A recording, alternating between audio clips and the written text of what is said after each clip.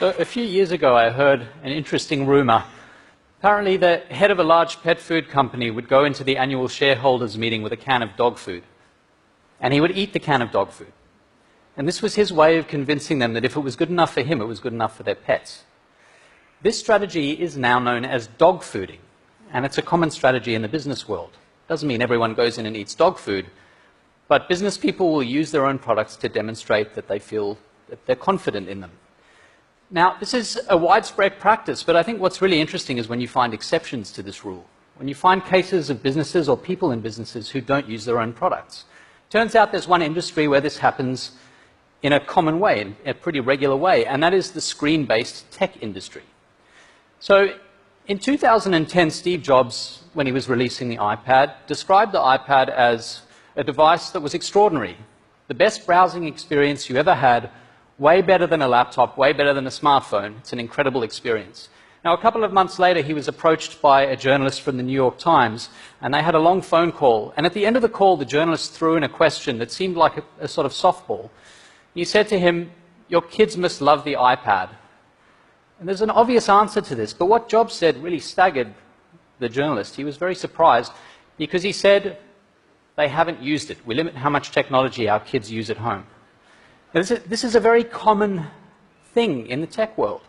In fact, there's a school quite near Silicon Valley called the Waldorf School of the Peninsula, and they don't introduce screens until the 8th grade. Now, what's really interesting about the school is that 75% of the kids who go there have parents who are high-level Silicon Valley tech execs.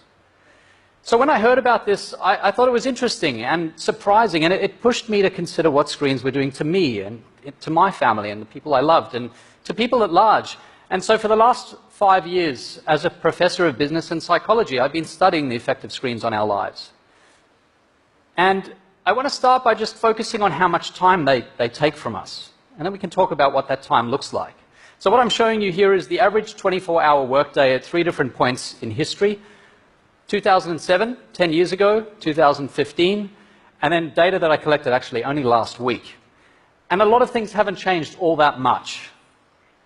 So we sleep roughly 7.5 to 8 hours a day. Some people say that's declined slightly, but it hasn't changed much. We work 8.5 to 9 hours a day.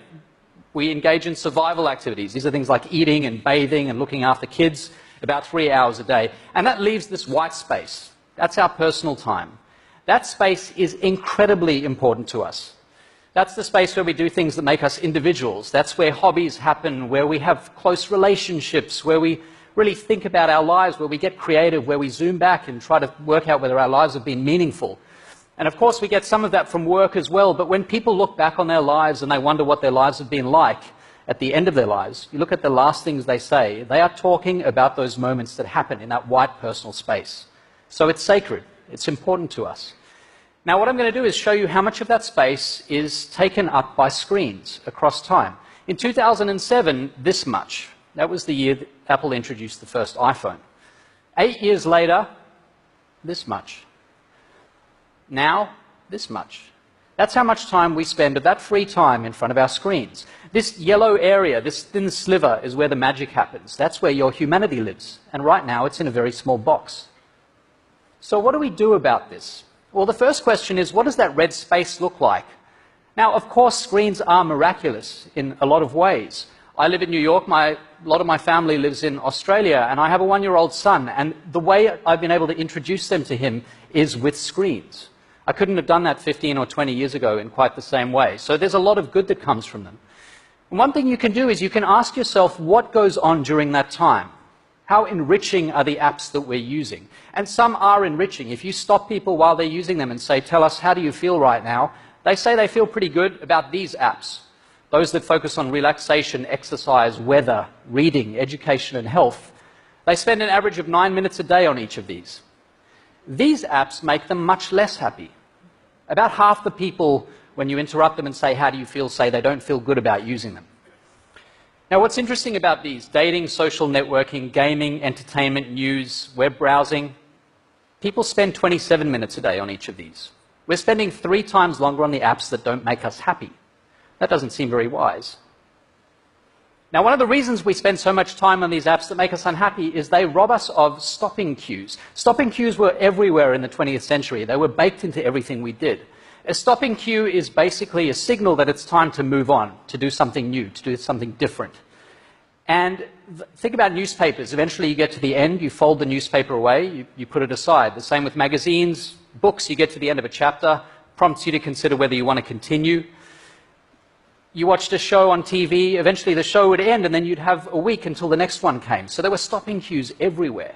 But the way we consume media today is such that there are no stopping cues.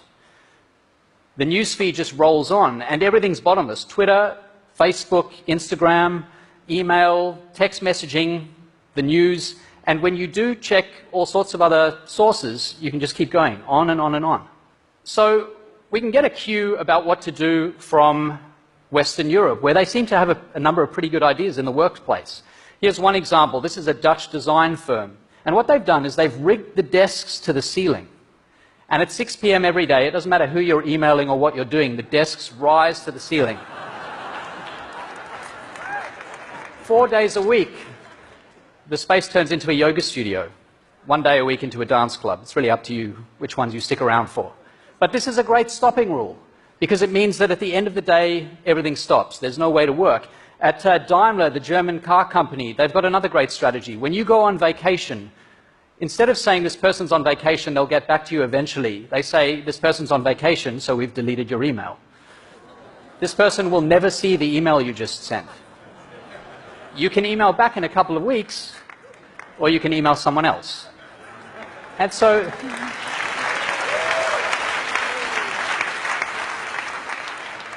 you can imagine what that's like. You go on vacation and you're actually on vacation. The people who work at this company feel that they actually get a break from work. But of course that doesn't tell us much about what we should do at home in our own lives, and so I want to make some suggestions.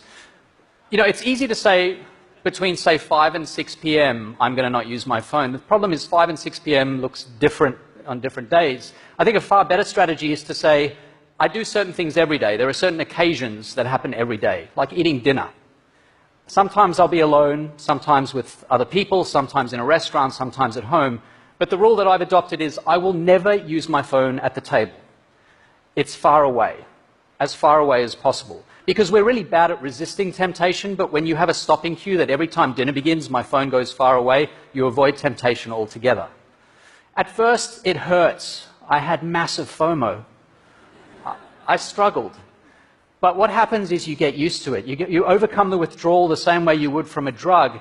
And what happens is life becomes more colorful, richer, more interesting. You have better conversations. You really connect with the people who are there with you.